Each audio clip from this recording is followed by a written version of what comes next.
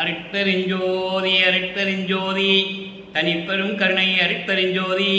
எல்லா உயிர்களும் இன்புற்று வாழ்க, வள்ளல் மலரடி வாழ்க வாழ்க, கொல்லா வருதம் கூல எல்லாம் ஓங்குக, நல்லோ நினைத்த நலம்பெறுக, நன்றி நினைத்த எல்லோரும் வாழ்க இசைந்து. உலக மக்களே, அறிவார்ந்த அன்பர்களே, ஆண்மநேய ஒருமைப்பாடுடைய அன்பர்களே, வல்லற்பமான மக்களிய திருவற்பாவில் 3ஆம் திருமுறையில் இருக்கின்ற பதியங்களுடைய விளக்கங்களை, பாடல்களுடைய விளக்கங்களை பார்த்து கொண்டிருக்கிறோம். இன்று நாம் பார்க்க வேண்டியது சல்லாப வியன் மொழி பதிகம் 5, 3ஆம் திருமுறை பதிகம் 5 சல்லாப வியன் மொழி 10 பாடல்களை கொண்டது. ஒவ்வொரு பாடலிலும் எப்படியெல்லாம் இறைவன் இவரை தேடி வருகிறார் என்பதையும், அதற்கு இவர் என்ன பதில் சொல்லுகிறார் என்பதையும் நாம் பார்க்க போகிறோம். இதுவரையில் 3ஆம் திருமுறையில் நாம் பார்த்த பதியங்களுடைய பாடல்களுடைய விளக்கங்களின் சுருக்கம். வல்லப்பமானவர்கள் ஒரு தாயின் வழியாக இந்த மண்ணுலகை வருவிக்க உற்று, அருட்பெருஞ்சோதி ஆண்டவரால் வருவிக்க உற்று 9 ஆண்டுகள் கழித்துதான் இறைவன் தன் மகனை ஆட்கொள்கிறார். ஆட்கொண்ட பிறகு அவருடைய மறைப்பு நிலை நீங்குகிறது. மறைப்பு நிலை நீங்கியவுடனே இறைவனை பார்ப்பதற்காக திருவெற்றியூர் செல்லுகிறார். அப்போ சமயங்களும் மதங்களும் மார்க்கங்களும் சூழ்ந்திருந்த காலகட்டங்களில் வல்லப்பமானவர்களும் மதங்களையும் மார்க்கங்களையும் சமயங்களையும் தான் சார்ந்து இருந்தார் என்பது திருவெற்பாவில் நாம் கண்ட உண்மை. காலங்கள் செல்ல செல்ல ஆண்டுகள் கடந்து போகும்போது இறைவன் சமரச சுத்த சன்மார்க்கத்தை கொடுத்த பிறகு இந்த சமயங்களும் மதங்களும் மார்க்கங்களும் எல்லாம் மக்களுக்கு தேவையில்லை, அதனுடைய நெறிகள் எல்லாம் உலக மக்களுக்கு தேவையில்லை என்ற காரணத்தினால் மகனுக்கு சமரச சுத்த சன்மார்க்கத்தை கொடுத்து உலக மக்களிடையே சமரச சுத்த சன்மார்க்கத்தினுடைய விளக்கங்களை எல்லாம் சொல்லி உலக மக்களை எல்லாம் சுத்த சன்மார்க்கத்தில் சேர்க்க வேண்டும் என்பதற்காகத்தான் தன் மகனை இந்த மண்ணுலகுக்கு வருவிக்க செய்தார் என்பது திருவெற்பாவில் நாம் கண்ட உண்மை. ஆன்ற சன்மார்க்கம் அணிபெற என்னைத்தான் ஈன்று அமுதளித்த இனிய நற்றாயே என்று சொல்லுவார். வல்லப்பெருமான் இந்த மண்ணுலகுக்கு வருவிக்க விட்டதற்கு காரணமே அதுதான். சமரச சுத்த சன்மார்க்கம்தான் இனிமே உலக மக்களுக்கு தேவை, உலகம் முழுவதும் சமரச சுத்த சன்மார்க்கம்தான் இருக்க வேண்டும், இறைவன் ஒரே நிலை என்ற நிலை மக்களுக்கு இருக்க வேண்டும், அருட்பெருஞ்சோதி தான் இயற்கை உண்மை விளக்க கடவுள் என்ற நிலையை மக்களுக்கு சொல்ல வேண்டும் என்பதற்காகத்தான் வல்லப்பமானவர்கள் இந்த மண்ணுலகை வருவிக்க விட்டு நமக்கு திருவெற்பாவை அருளியிருக்கிறார்கள். அதனுடைய விளக்கங்களை பார்த்து கொண்டிருக்கிறோம். அந்த வகையில் இன்று நாம் பார்க்க வேண்டிய பாடல் 3ஆம் திருமுறை 5வது பதிகம் சல்லாப வியன் மொழி 1வது பாடல். சல்லாப வியன் மொழி என்பது காதலுடன் இறைவனிடம் பேரின்பமாக உரையாடுவது. இறைவனுடன் பேரின்பமாக காதலுடன் உரையாடுவது. காதலி காதலனை சந்தித்தால் எப்படி இன்பம் பெருக்கெடுக்குமோ அதுபோல இறைவனை பார்த்தவுடனே இவருடைய உள்ளம் மகிழ்ந்து பெருக்கெடுத்து ஓடுகிறது. அப்போ இறைவனுக்கும் இவருக்கும் உரையாடல் நடக்கிறது. அதை உலக மக்களுக்கு தெரிவிக்கிறார். இறைவன் என் வீட்டிற்கு வந்தார், நான் இறைவனோடு உரையாடினேன், அந்த இன்ப காதலை, சல்லாப காதலை, அந்த இன்பமான உரையாடலை உலக மக்களுக்கு தெரிவிப்பதற்காகத்தான் இந்த 10 பாடல்களை நமக்கு அருளியிருக்கிறார்கள். அதனுடைய முதல் பாடல் என்று நாம் பார்க்க போகிறோம். பாடலை நன்றாக கவனியுங்கள். இதிலே இறைவனுடைய திருவிளையாடல்களையும் இறைவன் எப்படியெல்லாம் திருவிளையாடல் இந்த 5 யுகங்களிலுமே செய்தார் என்பதையும், கிரேத யுகம், திரேத யுகம், துவார யுகம், கலியுகம். கலியுகம் முடிந்துவிட்டது. கலியுகத்தினுடைய கடைசி திருவிளையாடல் தான் அருட்பெருஞ்சோதி ஆண்டவர் தன் மகனை இந்த மண்ணுலகுக்கு வருவிக்க செய்து சமரச சுத்த சன்மார்க்கத்தை கொடுத்து உலக மக்களுக்கு உபதேசம் செய்ய சொன்னது. ஆக இந்த 4 யுகங்களிலுமே இறைவனுடைய திருவிளையாடல்கள் எப்படியெல்லாம் நடந்தன, இறைவன் எப்படிப்பட்ட நிலையில் இருக்கின்றார், சமயங்களையும் மதங்களையும் மார்க்கங்களையும் சார்ந்து எப்படி இருந்தார், தானும் அந்த நிலைகளிலே இருந்து கொண்டு எப்படியெல்லாம் இறைவனை வணங்கினேன் என்று சொல்லுகிறார் என்பதையெல்லாம் இந்த பதியத்திலே நாம் பார்க்க போகிறோம். நன்றாக கவனியுங்கள். காது நடந்த கண்மடவார், காது நடந்த கண்மடவாள், கடிமாமனைக்கு கால் வருந்த தூது நடந்த பெரியவர். இறைவனை சொல்லுகிறார். இறைவன் எப்படிப்பட்ட இறைவன்? காது நடந்த கண்மடவாள், கடிமாமனைக்கு கால் வருந்த தூது நடந்த பெரியவர். சிற்சுகத்தார் ஒற்றி தொன்கையாரார், ஒற்றி தொன் கயிறார், ஒற்றி தொன் கயிறார், வாது நடந்தான் செய்கின்றோர், மாது நடந்து வா என்றார். இவரை பெண்ணாகவும், அதாவது இவரை தலைவியாகவும், இறைவனை தலைவனாகவும், இவரை காதலியாகவும், இறைவனை காதலனாகவும் வர்ணனை செய்து இந்த பாடல், இந்த பதிகத்திலே நமக்கு அருளியிருக்கிறார்கள் நமது இறைவன் வல்லற்பமானவர்கள். அப்படி இருந்தால்தான் இறைவன் மீது எப்படி காதல் கொள்ள முடியும் என்பதை தெரிவிப்பதற்காக போது நடந்தது என்றே எப்போது நடந்தது என்றார். இது பாடல். அதாவது காது நடந்த கண்மடவால், காது நடந்த கண்மடவால் கடிமாமனைக்கு கால் வருந்த தூது நடந்தவர் சிற்சுகத்தால் ஒற்றி தொன் கயிறார், வாது செய்கின்றோர் மாது நடந்து வா என்றார். போது நடந்தது, போது நடந்தது என்றேன் எப்போது நடந்தது என்றாரே. இது பாடல்.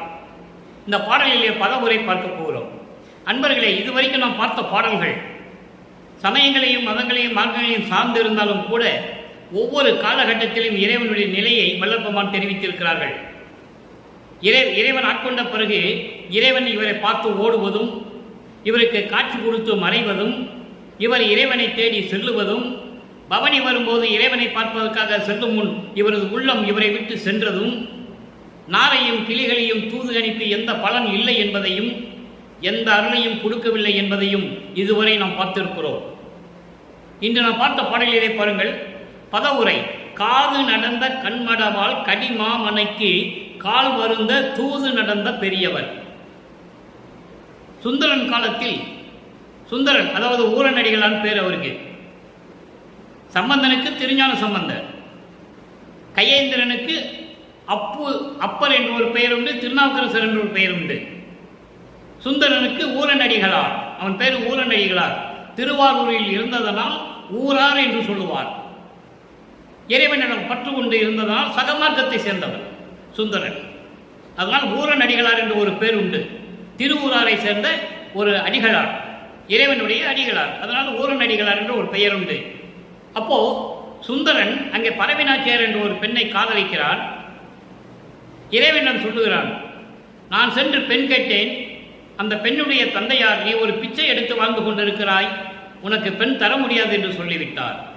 எனவே நீ எனக்காக தூது சொல்ல வேண்டும் என்று சொல்ல இறைவன் பரவினாச்சியாருக்கு வீட்டிற்கு தூது செல்லுகிறார்.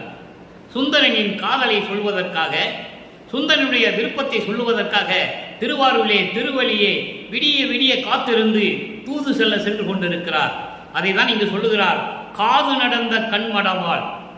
அதாவது காது வரை நீண்டு அழகாக இருக்கக்கூடிய பெரிய கண்கள் உடைய பறவை நாச்சியார் அந்த பெண்ணுடைய வீட்டிற்கு, அழகான வீட்டிற்கு தூது சென்ற பெரியவர், தூது சென்ற இறைவன் என்று சொல்கிறார். இதைதான் திருவடி புகழ்ச்சியிலே சொல்லுவார் நமது இறைவன் வல்லற்பமானவர்கள். எழிற்பறவை இசைய ஆரூர் வரிகள் அருள்கொண்டு ரா முழுவதும் உலவும் பதம். எழிற்பறவை, எழிற்பறவை என்பது அழகான இளம் பெண் பறவை நாச்சியாருடைய வீட்டிற்கு தூது செல்வதற்காக அந்த தெருவிலே ரா முழுவதும் உலாவும் பதம்.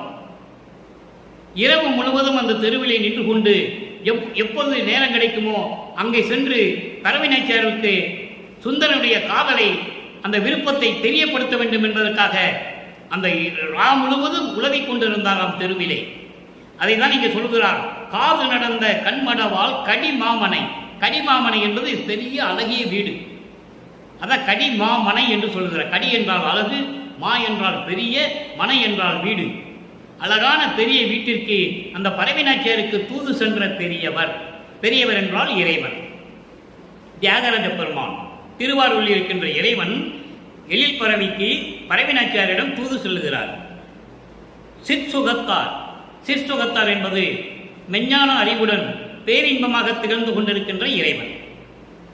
ஒற்றி தொன்கையாரார், தொன்கையார் என்பது பழமையான திருவொற்றியூர் நகரில் இருக்கின்ற இறைவன். தொன் என்பது பழமையான, பழமையான புகழ் வாய்ந்த திருவொற்றியூர் நகரிலே இருக்கின்ற இறைவன். வாது நடந்தான் செய்கின்றோர். வாது நடந்தான் என்பது மெஞ்ஞான நடம், வாது நடம் என்பது பொன்னம்பல நடனம். பொன்னம்பல நடனம், நடனம் செய்கின்ற இறைவன், கூத்தாடுகின்ற இறைவன், அருள் நடனம் செய்கின்ற இறைவன், நீங்கள் எப்படி வேணாலும் எடுத்துக்கொள்ளலாம். மாது நடந்து வா என்றார். பெண்ணே என்னுடன் நடந்து வா என்று சொல்லுகிறார். காதலி அங்கே போய் நின்று கொண்டிருக்கிறாள். அதாவது வல்லப்பமானவர்கள் அங்கே நின்று கொண்டிருக்கிறார். இறைவனுடைய நிலையை சொல்லிவிட்டு இவரை அழைக்கிறார், வா என்று அழைக்கிறார். அப்போ இவரை தன்னை பெண்ணாக உருவப்படுத்துகிறார். அப்போ அந்த பெண் சொல்லுகிறாள், போது நடந்தது என்றார். பொழுது போய்விட்டதே, இருட்டாகிவிட்டதே, பொழுது போய்விட்டதே, எப்படி உன்னுடன் வருவது என்று கேட்கிறார். காதலி கேட்கிறார். காதலன் வா என்று சொல்லுகிறான். காதலி பொழுது போய்விட்டதே, இருட்டு வந்து விட்டதே, எப்படி உன்னோடு வருவது என்று கேட்கிறார். எப்போ இருட்டு வந்து விட்டது, இன்னும் நேரம் இருக்கிறதே என்று சொல்லுகிறார் காதலர். இதை நமக்கு அருளியிருக்கிறார்கள். இதனுடைய மைய கருத்து உலக மக்களுக்கு எப்படி தெரியப்படுத்துகிறார் என்றால், உலக மக்களே, நான் இதுவரையிலும் சமயங்களிலும் மதங்களிலும் மார்க்கங்களிலும் பற்று உண்டு இறைவன் என்னை ஆட்கொள்ளாத வரையில் எல்லா வகை துன்பங்களிலும் நான் இருந்து கொண்டு, அதன் பிறகு இறைவன் என்னை ஆட்கொண்ட பிறகு இறைவன் யார் என்று தெரிந்த நிலையில் நான் திருவெற்றியூர் சென்று இறைவனை பார்ப்பதற்காக எவ்வளவோ முயன்றும் பலன் இல்லை. அதன் பிறகு இறைவன் திருவெற்றியூரில் இருக்கின்ற இறைவன், எழில் பறவை நாச்சியாருக்காக தூது சென்ற இறைவன், அதாவது ஊரநடிகளுக்காக சுந்தரனுக்காக பறவை நாச்சியாரிடம் தூது சென்ற இறைவன், பழமை வாய்ந்த திருவெற்றியூரில் இருக்கின்ற இறைவன், அருள் நடனம் புரிந்து கொண்டிருக்கின்ற இறைவன் என்னை பார்த்து வா என்றார். எனக்கு பெரும் மகிழ்ச்சி. இதுவரை பார்க்காத இறைவனை பார்த்து விட்டோமே, இறைவன் வா என்று அழைக்கிறானே என்று சொல்லி பெரும் மகிழ்ச்சி அடைந்து, அதான் சல்லாப வியன்மொழி என்று சொல்லுகிறார். காதலினிடம் இன்பமாக பேரின்பமாக உரையாடுவது, இனிமையாக பேரின்பமாக உரையாடுவது, அதான் சல்லாப வியன்மொழி என்று சொல்லுகிறார். அப்போ இவருக்கு ஆனந்தமாக இருக்கிறது. இறைவன் வா என்று சொன்ன உடனே பொழுது போய்விட்டதே என்று சொல்ல, பொழுது இன்னும் இருக்கிறது, பொழுது எப்படி போகும், எப்போ போய்விட்டது, அதெல்லாம் பொழுது இருக்கிறது, வா என்று சொல்லுகிறார். இதை உலக மக்களுக்கு தெரிவிக்கிறார். அப்போ சமயங்களும் மதங்களும் மார்களும் சார்ந்த நிலையில் அதனுடைய பாடலுடைய விளக்கம் பாருங்க. காது வரை நீண்ட அழகான கண்ணுடைய பெண்ணின் அழகிய பெரிய வீட்டிற்கு கால் வலிக்கும்படி நடந்து தூது சென்றவர். பறவை நாச்சியாரிடம் சுந்தரனுடைய காதலை சொல்வதற்காக தூது சென்றவர். விஞ்ஞான இன்பமுடையவர், ஒற்று என்னும் பழமை வாய்ந்த ஊருக்கு சொந்தமானவர், பொன்னம்பலத்திலே நடனமாடிக்கொண்டிருக்கின்றவர். அவர் என்னை வா என்று அழைத்தார், அருகில் வா என்று அழைத்தார், என்னுடன் நடந்து வா என்றார். அழைத்து என்னுடன் வா என்று நடந்து வா என்று சொல்லுகிறார். அப்போது சொன்னேன், பொழுது போய்விட்டதே, இருட்டு வரும் போல இருக்கிறதே என்று சொல்லும் பொழுது, பொழுதெல்லாம் இருக்கிறது, அப்படி ஒன்றும் நடக்கவில்லை, எப்படி பொழுது போகும் என்று சொல்லி என்னை இறைவன் என்னுடன் நடந்து வா என்று சொன்னார். நான் அங்கே நின்று கொண்டிருந்தேன் என்று சொல்லுகிறார். இப்போ இந்த நிலை மாறும்போது, சமயங்களையும் மதங்களையும் மார்க்கங்களையும் சார்ந்திருந்த போது இன்னும் அருளை கொடுக்கல. நல்ல கவனிகள். இதுவரை அருள் பார்த்து ஓடிய இறைவன், காட்சி கொடுத்துட்டு மறைந்த இறைவன் இப்பொழுது காதலியுடன் பேசிக் கொண்டிருக்கிறார். அதாவது மகன் வளர்ப்பவானுடன் பேசிக் கொண்டிருக்கிறார். அப்போ இவர் சமயங்களையும் மதங்களையும் மார்க்கங்களையும் சார்ந்திருந்ததால் அருப்பெருஞ்சோதி என்று சொல்ல தெரியாது. அருப்பெருஞ்சோதி யாருன்னே அவருக்கு தெரியாது. அப்போ நல்லா கவனிக்கணும் நீங்க. அப்போ அருப்பெருஞ்சோதியை எப்போ அவருக்கு தெரியும்னா, அதாவது 5வது எட்டில், 5வது எட்டு என்பது 5 × 8 40. வல்லப்பமானவர்கள் இந்த மண்ணுக்கு வருவிக்க உற்று 33வது ஆண்டிலிருந்து 42வது ஆண்டுகளுக்குள் அந்த 8 ஆண்டுகள் இருக்கிறதே, அப்போதான் எல்லாமே அவருக்கு தெரியும். அப்போ 33வது ஆண்டில் சமரச சுத்த சன்மார்க்கத்தை பெற்றுக் கொள்ளுகிறார். அதன் பிறகு இறைவனை எப்படி நாடி செல்லுகிறார், இந்த சமயங்களும் மதங்களும் மார்க்கங்களும் இல்லாத நிலையில் எப்படி உலக மக்களுக்கு தெரிவிக்கிறார் என்பதை நாம் 6ஆம் திருமுறையிலிருந்து பார்க்க போகிறோம். சல்லாப வியன்மொழி 5வது பதிகத்தில் இருக்கின்ற 1வது பாடலுக்கு 6ஆம் திருமுறையிலே 14வது பதிகம் சிற்சபை விளக்கம் என்ற பதிகத்தில் இருக்கின்ற 1வது பாடல். சிற்சபை விளக்கம் என்பது அங்கே சமயங்களையும் மதங்களையும் மார்க்கங்களையும் சார்ந்திருந்த போது திருவொற்றியூரில் இருக்கின்ற இறைவன் என்று சொல்லுவார். காதலுக்காக, ஒரு பெண்ணின் காதலுக்காக தூது சென்றவர் என்று சொல்லுவார். இப்படியெல்லாம் அந்த நிலையை சொல்லும் பொழுது சமரச சுத்த சன்மார்க்கத்தை பெற்ற பிறகு இறைவன் எங்கு இருக்கிறான்? அரைப்பஞ்சோதி ஆண்டவருடைய நிலை என்ன? எப்படியெல்லாம் சமயங்களிலும் மதங்களிலும் மார்க்கங்களிலும் இருந்து கொண்டு துன்பப்பட்டார் என்பதையும், சமரச சுத்த சன்மார்க்கத்தை பெற்ற பிறகு எப்படியெல்லாம் அருளை பெற்றார் என்பதையும் விளக்கமாக பார்க்க போகிறோம். அதுதான் சிற்சபை விளக்கம். பதிகம் 14 சிற்றபை விளக்கம், சிற்றம்பல விளக்கம், மெஞ்ஞானம் சன்னதியினுடைய விளக்கம். சன்னதி என்பது சத்தியஞான சபை, மெஞ்ஞான சத்தியஞான சபையுடைய விளக்கம். அங்கு அருள் விளக்கம் எப்படி இருக்கிறது, அதை தான் சிற்சபை விளக்கம் என்ற பதிகத்திலே நமக்கு இறைவன் வல்லற்பமானவர்கள் இந்த பாடல்களை அருளி இருக்கிறார்கள் என்பதை பதிவு செய்ய இங்கே கடமைப்பட்டிருக்கிறேன். சோறு வேண்டினும் துகில் அணி முதலாம் சுகங்கள் வேண்டினும், சுகம் அல்லால் சுகமாம் வேறு வேண்டினும், நின்னை அடைந்ததன்றி மேவாது ஒணாது எனும் மேலவர் உரைக்கே.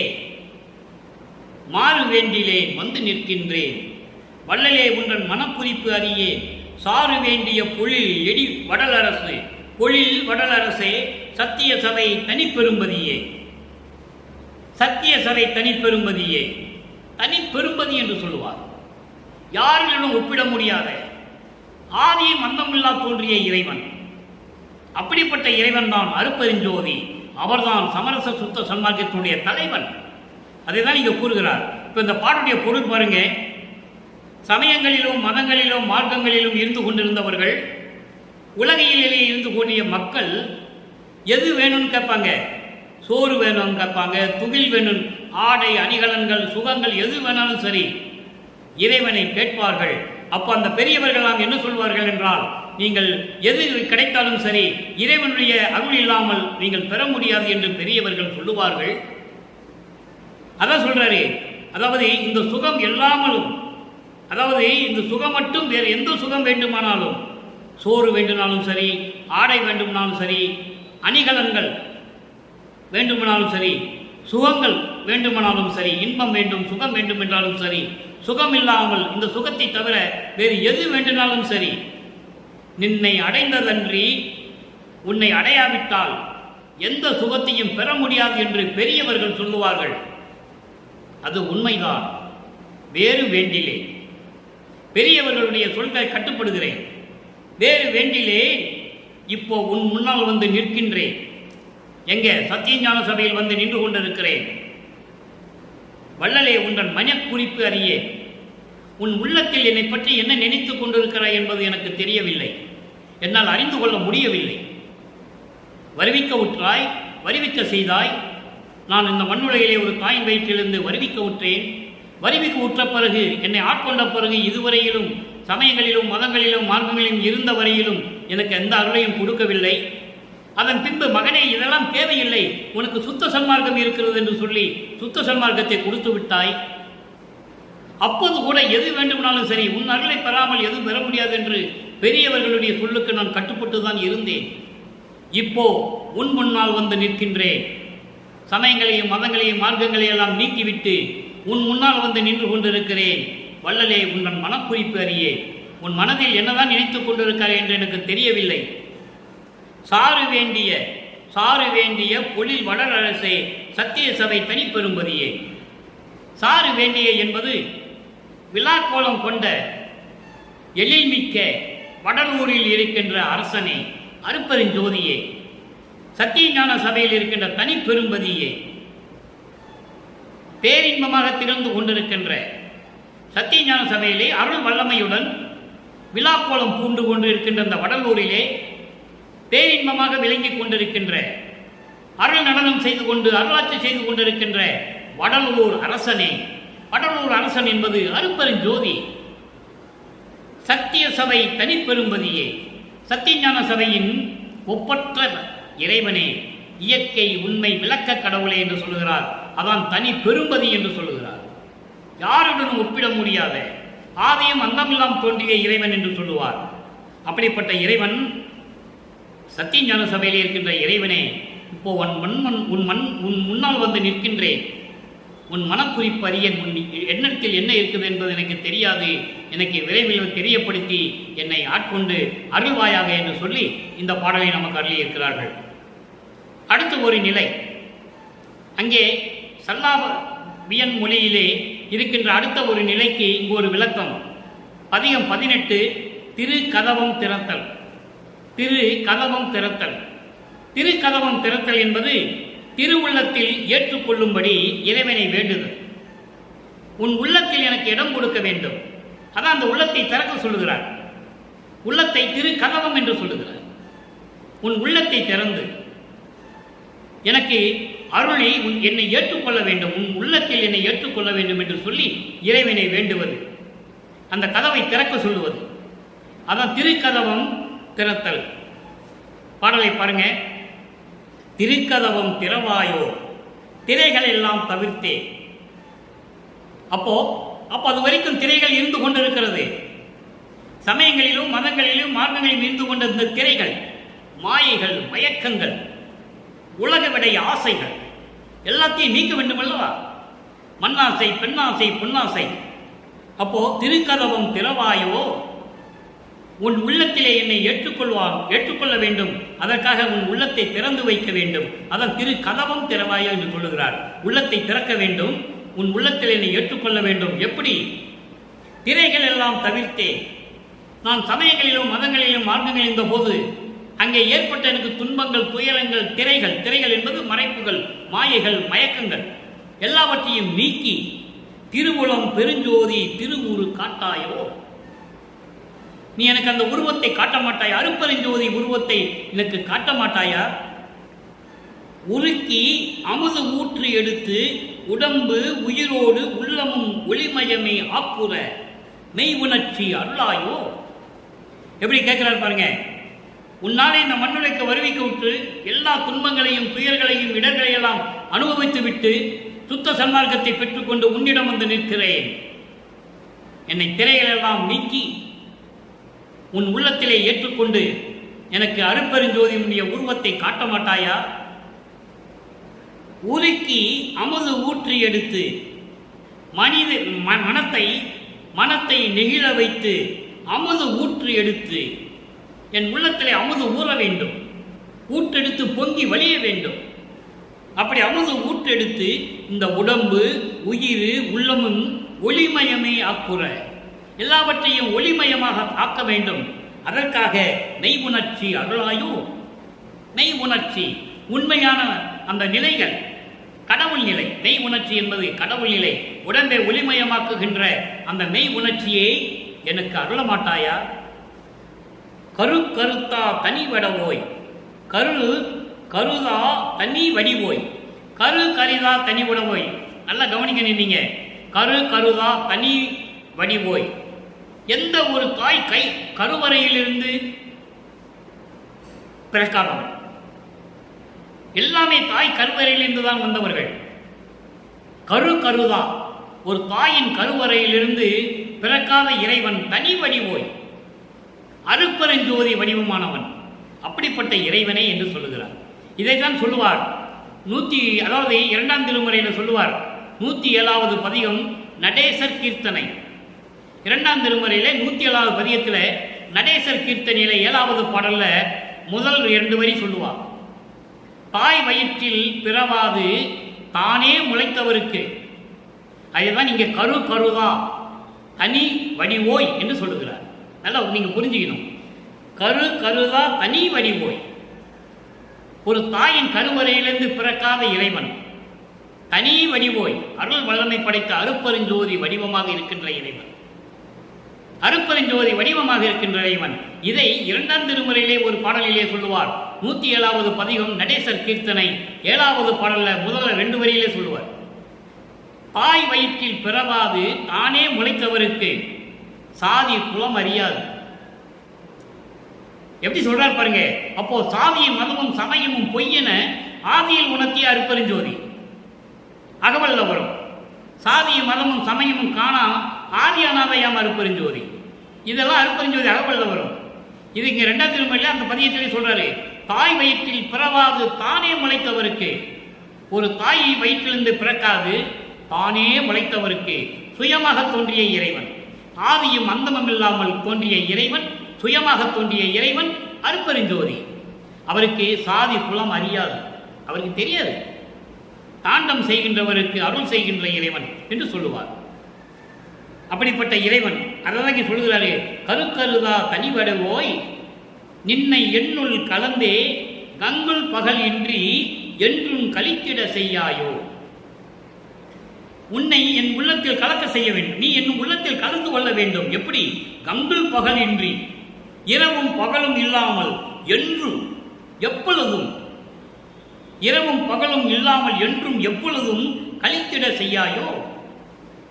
நான் மகிழ்ச்சியோடு இருப்பதற்கு நீ எந்த அருளையும் செய்ய மாட்டாயோ. செருக்கருதாவருக்கு அருளும் சித்திபுரத்து அரசே. சித்திபுரத்து அரசே, வடலூர் அரசே என்று சொல்லுகிறார். உத்தரஞான சிதம்பரம் என்று சொல்லுவார். அற்புதமாக இருக்கும். அப்படிப்பட்ட ஊரிலே இருக்கின்ற இறைவனே, செருக்கருதாவருக்கு, அதாவது ஆணவம் அகங்காரம் அவங்களெல்லாம் இல்லாதவர்களுக்கு, ஆணவம் இல்லாதவர்களுக்கு, அகங்காரம் இல்லாதவர்களுக்கு அருள் செய்யக்கூடிய சித்திபுரத்தில் இருக்கின்ற இறைவனே. சித்திபுரம் என்பது வடலூர் சத்தியஞான சபையில் இருக்கின்ற இறைவனே. சித்த சிகாமணியே. சித்த சிகாமணி என்பது என் உள்ளத்தில் இருக்கின்ற என் தலைவனே, அதான் சித்த சிகாமணி. அப்போ என் உள்ளத்தில் இருக்கின்ற என் தலைவனை என்பது சமரச சுத்த சன்மார்க்கத்தின் தலைவன். சமரச சுத்த சன்மார்க்கத்தின் தலைவன் அருட்பெருஞ்சோதி. அப்போ என் உள்ளத்தில் இருக்கின்ற என்னுடைய குல தலைவனே, எனது தலைவனே, திருநட நாயகனே.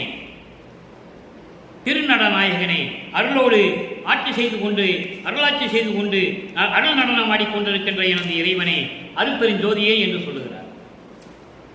அடுத்த ஒரு நிலை பாருங்க, 112வது பதிவும் மெய்யருள் வியப்பு. அன்பர்களே, நான் ஏற்கனவே 2.5 வருட காலமாக இந்த விளக்கத்தை சொல்லிக் கொண்டிருக்கிறேன். என்னவென்றால், பாடலின் பொருள் மட்டும் சொல்லுவது நமது நோக்கமல்ல. 10 நிமிடம் 15 நிமிடத்தில் சொன்னால் அந்த பாடலுடைய பொருள் அடங்கிவிடும். ஆனால் அது நமது கடமை அல்ல.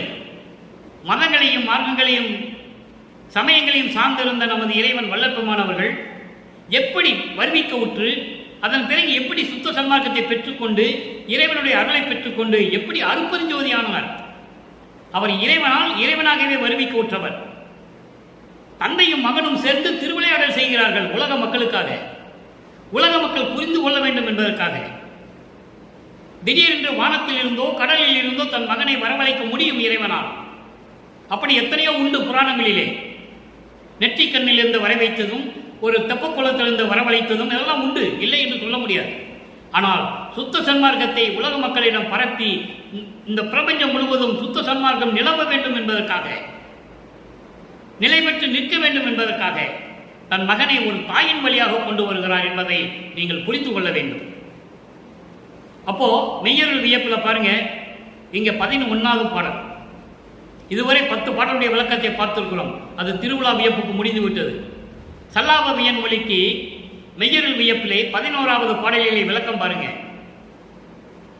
நினைக்க நினைக்க தித்திப்பு எனது நினைவில் கொடுக்குதே, நின்பால் அன்றி பிறர்பால் செல்ல நெஞ்சம் நடுக்குதே, என்னை துன்பு ஒழித்து ஆட்கொண்ட நின்னை அன்னை என்பேனோ. என் தாயே, அன்பிலே நின் அடிக்கு முன்னை, அன்பிலே நின் அடிக்கு முன்னை அன்பனோ. இவ்வளவு அற்புதமா சொல்றார் பாருங்க. அதனுடைய விளக்கம் என்னவென்றால் நல்லா கவனிங்க. நினைக்க நினைக்க, சமரச சுத்த சன்மார்க்கத்தை பெற்ற பிறகு, நீ என்னை ஆட்கொண்டு எல்லாரையும் கொடுத்த பிறகு, நினைக்க நினைக்க தித்திப்பு என்பது உனது அருளுடைய பேரின்பம், பெற்ற அருள் வல்லமைகள், அதான் தித்திப்பு என்று சொல்லுகிறார். தித்திப்பு என்பது எல்லா அருளையும் கொடுத்து என்னை உயர்ந்த நிலையில் வைத்துக் கொண்டிருக்கிறாய், கடவுள் நிலையில். அதை நினைக்க நினைக்க எனது உள்ளத்தில் பேரின்பம் தருகிறதே, அதான் கொடுக்குதே என்று சொல்லுகிறார். இன்பம் கொடுக்குதே என்று சொல்லுகிறார். அதை பேரின்பம் என் உள்ளத்தில் நின்று கொண்டு பேரின்பம் தருகிறதே. அப்படிப்பட்ட எல்லா அருளையும் எனக்கு கொடுத்து விட்டாயே என் தந்தையே. நின்பால் அன்றி பிறர்பால் செல்ல நெஞ்சம் நடுக்குதே. உன்னை தவிர நான் வேறு எந்த தேவர்களிடம் செல்லுவதில்லை. இங்கே பிறர் என்பது விண்ணுலகில் இருக்கின்ற தேவர்கள். இதில் எல்லாருமே அடக்கம். பிரம்மன், திருமால், ருத்திரன், மகேஸ்வரன், சதாசிவம் போன்ற 5 பிள்ளைகளையும் செய்து கொண்டிருந்த, இப்ப அவங்க செய்யல, இப்ப வல்லற்பெருமான் செய்து கொண்டிருக்கிறார். இதற்கு முன்னால் 5 பேரும் செய்து கொண்டிருந்த காலகட்டங்களில் நான் அவர்களிடம் சென்று எந்த விண்ணப்பம் வைத்ததில்லை, எந்த அருளையும் வேண்டியதில்லை, அடைக்கலம் கேட்டு நான் அங்கு நின்றதில்லை. அதான் இங்கே தெளிவாக சொல்றாரு, நின்பால் அன்றி பிறர்பால் செல்ல நெஞ்சம் நடுக்குதே. நான் யாரிடம் போக மாட்டேனே. அதுக்கு ஒரு விளக்கம் தருகிறேன். 2ஆம் திருமுறை 2ஆம் திருமுறையில் 50வது பாடல் ஆற்றா விண்ணப்பம் என்ற பதிகம். 2ஆம் திருமுறையிலே 50வது பதிகம் ஆற்றா விண்ணப்பம். அதில் 5வது பாடலில் சொல்லுவார், உன்னை அல்லாது இறந்தும் பிறந்தும் இவ்வுலகில் உழன்றிடும் தேவரை மதியேன் என்று சொல்லுவார். அப்போ அவர்கிட்ட போய் எப்படி நிற்பார் இவர்? நல்லா கவனிக்கணும் நீங்க. அதாவது இந்த உலகிலே முதல்ல பிறக்கணும், அப்புறம் இறக்கணும், இறக்கணும், பிறக்கணும். இப்படி இந்த உலகில் உழன்று கொண்டிருக்கின்ற தேவர்களை நான் மதிக்க மாட்டேன். உன்னை அல்லாது ஏனென்றால் இந்த இறைவன் சுயமாக தோன்றிய இறைவன், தாய் வயிற்றில் முளைக்காத இறைவன், ஆதியும் அந்தமில்லா இறைவன். அப்போ உன்னிடம் நான் இருக்கும்போது மற்றவர்களிடம் நான் செல்ல மாட்டேன். அப்படி செல்லும் என்று நினைத்தாலே என் நெஞ்சம் உள்ளம் நடுங்குகிறது என்று சொல்லுகிறார். உன்னை அல்லாது இறந்தும் பிறந்தும் இவ்வுலகில் உழன்றிடும் தேவரை மதியேன் என்று சொல்லுவார். அற்புதமாக இருக்கும். அப்போ இந்த நிகழ்வுகளை எல்லாம் உலக மக்களுக்கு யாரும் தெரியப்படுத்தவில்லை. திருவருட்பாவிலே உண்டு. நமது இறைவன் வளர்ப்புமான உலக மக்களுக்காக திருவருட்பாவை அருளி இருக்கிறார்கள். ஆனால் இந்த விலகத்தை உலக மக்களுக்கு 200 ஆண்டுகளாக யாரும் சொல்லவில்லை என்பதுதான் வேதனையான விஷயம். உன்னை மறக்க மாட்டேன், மற்ற தேவர்களை மதிக்கவும் மாட்டேன் என்று சொல்லுவார். உன்னை மறக்க மாட்டேன், மற்ற தேவர்களை மதிக்கவும் மாட்டேன் என்று சொல்லுவார். அருட்பெருஞ்சாண்டவர் கேட்பார், மகனே, ஏன் மகனே எப்படி சொல்லுகிறாய்? அவர்களும் ஒரு காலத்திலே 5 தொழில்களை படித்துக் கொண்டு இந்த பிரபஞ்சத்தை இயக்கிக் கொண்டிருந்தவர்கள் தானே என்று கேட்கும்போது, அவர்கள் எல்லாம் இறந்து பிறந்து செத்து வந்தவர்கள். அவர்கள் என் முன் வழி இல்லர் என்று சொல்லுவார். வழி இல்லர் என்பது எனக்கு நிகரானவர்கள் அல்ல, எனது வலிமைக்கு நிகரானவர்கள் அல்ல. தெளிவாக சொல்லுவார். அதை தான் இங்கு சொல்லுகிறார். நின்பால் அன்றி பிறர்பால் செல்ல நெஞ்சம் நடுக்குதே. என்னை துன்பு ஒழித்து ஆட்கொண்ட நின்னை அன்னை என்பேனா? உன்னை தாய் என்று சொல்லவா? என்னை துன்பு ஒழித்து ஆட்கொண்ட, துன்பங்களையும் துயரங்களையும் மாயைகளையும் மயக்கங்களையும் தந்து கொண்டிருந்த சமயங்கள், மதங்கள், மார்க்கங்கள் என்ற நெறிகளிலிருந்து என்னை மீட்டு வந்து, அதையெல்லாம் மீட்டு வந்து அந்த துன்பங்களை எல்லாம் ஒழித்து என்னை ஆட்கொண்டு சமரச சுத்த சன்மார்க்கத்தை கொடுத்து 5 தொழிலையும் கொடுத்து, மகனே இந்த பிரபஞ்சத்தை இயக்குவாயாக என்று எனக்கு அருளினாயே, உன்னை நான் அன்னை என்பேனா? உன்னை தாய் என்று சொல்லுவதா? என் தாயே, அன்பிலே நின் அடிக்கு முன்னை அன்பனோ. இப்போ இந்த மண்ணிலே வரிக்க விட்டு அன்பில்லாமல் இருக்கின்ற அந்த சிறியவன் முன்னாள் என்பது விண்ணுலகிலே நான் உனக்கு அன்பனாக இருந்தவனா என்று சொல்லுவார். அதை ஒரு இடத்திலே சொல்லுவார், அற்புதமாக இருக்கும். அன்பு மாலையிலே 4ஆம் திருமுறை அன்பு மாலை முதல் பதிகத்திலே சொல்லுவார். 9வது பாடலிலே கடைசி 2 வரி, அற்புதமான வரி. ஏனாவன் எனினும் யான் அம்மையினின் அடியேன் என அறிந்தேன், இதயம் வளர்ந்தேனே. இந்த மண்ணுலக்கு வருவதற்கு முன்னாலேயே விண்ணுலகத்திலே இறைவனுக்கு அடியவனாக இருந்தவர் என்று சொல்லுகிறார். அதை நான் தெரிந்து கொண்டேன் நீ என்னை ஆட்கொண்ட பிறகு. எப்போ சொல்றாரு? 4ஆம் திருமுறையில் சொல்றாரு. 4ஆம் திருமுறை என்பது 4:32. 4வது 8 இருக்கிறார். வரிமைக்கூற்ற ஆண்டிலிருந்து தன் மகனுக்கு 8 ஆண்டுகளாக பிரித்து 51 ஆண்டை 8 பிரிக்கிறார். ஒவ்வொரு 8 ஆண்டுகளுக்குள்ளும் எப்படி மகனுக்கு அருளை தருகிறார் என்பதுதான் திருவருட்பாவில் நாம் கண்ட உண்மை. ஏனா அவன் எனினும் யான் அம்மையின் அடியேன் என்று சொல்லும் பொழுது நமது இறைவன் வல்லப்பமானவர்கள் 4வது 8 இருக்கிறார். 4:32. 24ஆம் ஆண்டிலிருந்து 32 ஆண்டுகளுக்குள் நான் ஏற்கனவே கூறியது போல வல்லற்பமானவர்களுக்கு நம்ம இறைவன் அவர்களுக்கு வயது இல்லை. இறைவனுக்கு ஏது வயது? செத்து பிறக்கிறவனுக்கு தான் வயது உண்டு, இறைவனுக்கு வயது இல்லை. வரிவிக்கு ஆண்டிலிருந்து என்று சொல்ல வேண்டும். வரிவுக்கு ஊற்ற 24வது ஆண்டிலிருந்து 32வது ஆண்டுகளுக்குள் நடந்ததுதான் இந்த பாடலுடைய நிலை. ஏனாவன் எனினும் யான் அம்மையின் அடியேன் என அறிந்தே. அப்போ அவருக்கு ஞானக்கண் திறந்து விட்டது. தான் யார் என்ற விலை அவருக்கு திறந்து விட்டது. அதனால் உலக மக்களுக்கு தெரிவிக்கிறார், உலக மக்களே, நான் இந்த மண்ணுல இருக்க ஒரு தாயின் வழியாக என் தந்தை வருவிக்க செய்தார். அதன் முன்னாலேயே நான் விண்ணுலகத்திலே என் தந்தைக்கு நான் அடியவனாக இருந்தவன் என்று சொல்லுவார். அற்புதமாக இருக்கும். புதுமைய நல்லே, தொண்டு சொட்டு உனது பூங்குழலுக்கு அன்பு பூண்டவன் என்று சொல்லுவார்.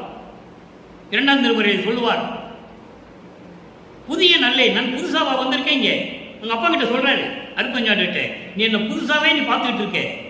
தொன்று தொட்டு இந்த பிரபஞ்சம் தோன்றிய காலத்திலிருந்தே உன் திருவடிகளுக்கு நான் அன்பு பூண்டவன். புதிய நின்று என்னை போக்குதோ நீர் பூர்வித்தினும் உனது பூங்குழலுக்கு அடிமை பூண்டவன் என்று சொல்லுவார் ஒரு பாடலிலே. அற்புதமான பாடல்கள் எல்லாம் பிரபஞ்சத்தின் உண்மையை சொல்லக்கூடிய பாடல்கள், வல்லற்பனுடைய நிலையை சொல்லக்கூடிய பாடல்கள். இந்த விண்ணுலகத்துக்கு வர்றதுக்கு முன்னாலே, இந்த மண்ணுலகத்துக்கு வர்றதுக்கு முன்னாலே விண்ணுலகத்தில் எப்படியெல்லாம் இருந்தேன்னு சொல்றாரு. ஆனா மக்கள்கிட்ட யாரும் சொல்லலையே. அதான வேதனையான விஷயம். அதுதான் நம்ம வல்லற்பமான் திருவருப்பாவளி நமக்கு அருளி இருக்கிறார்கள் என்பதை இங்கே நான் பதிவு செய்ய கடமைப்பட்டிருக்கிறேன். அப்புறம் அன்பிலே நீ நடிக்கு முன்னை அன்பனோ, நான் ஏற்கனவே உனக்கு நான் அன்பு பூண்டவன், உனக்கு நான் அடியவனாக இருந்தவன் என்று சொல்லி இந்த மெய்யுருள் வியப்பிலே உலக மக்களுக்கு தெரிவிக்கிறார் நமது இறைவன் வல்லற்பமான் அவர்கள். அன்பர்களே, இன்று இறுதியான விளக்கம் 113வது பதிகம் அம்பலவாணர் வருகை. அம்பலவாணர் வருகையிலே 1வது பாடலிலிருந்து 2 பாடலா ஒவ்வொரு பாடலுக்கும் இறைவன் விளக்கம் தருவதாக எனக்கு அறிவித்ததனால் இந்த விளக்கத்தை கொடுக்கிறேன். அருப்பெருஞ்சோதி என் ஆண்டவரே. அப்போ அருப்பெருஞ்சோதி ஆண்டவர் என்று உலக மக்களுக்கு சொல்ல வேண்டும். இறைவனுடைய வருகையை எதிர்பார்க்கிறார். அருப்பெருஞ்சோதி என் ஆண்டவரே, திரு அம்பலவாணரே வாரி. அப்போ ஆண்டவர் அருப்பெருஞ்சோதி என்று உலக மக்களுக்கு தெரிவிக்கிறார். அம்பலத்திலே நடனமாடிக் கொண்டிருக்கின்ற இறைவன் அருப்பெருஞ்சோதி ஆண்டவர் என்று உலக மக்களுக்கு தெரிவிக்கிறார். அன்புடையாளரே வாரி. எல்லா உயிரினங்களுக்கும் அன்பு உள்ளம் கொண்டவர். அப்படிப்பட்ட இறைவன் அருப்பெருஞ்சோதி ஆண்டவர் வாரி என்று அம்பலவாணர் வருகையிலே நமக்கு அருளி இருக்கிறார்கள்.